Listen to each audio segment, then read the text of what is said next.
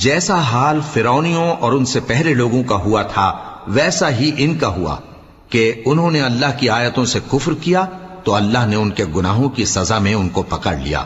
بے شک اللہ زبردست ہے، سخت عذاب دینے والا ہے۔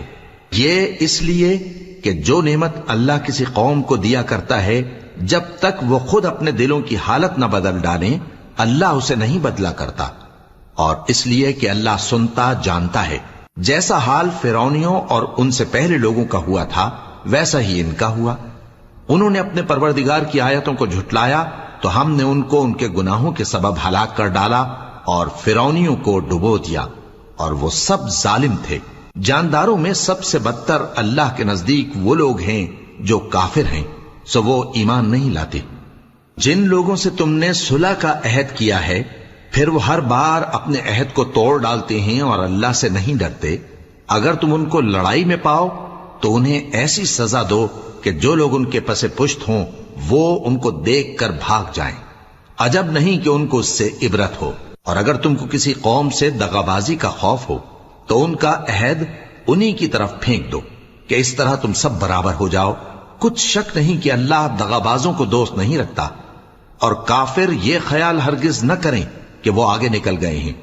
وہ ہمیں عاجز نہیں کر سکتے۔ اور جہاں تک ہو سکے فوج کی جمعیت کے زور سے اور گھوڑوں کے تیار رکھنے سے ان کے مقابلے کے لیے مستعد رہو کہ اس سے اللہ کے دشمنوں اور تمہارے دشمنوں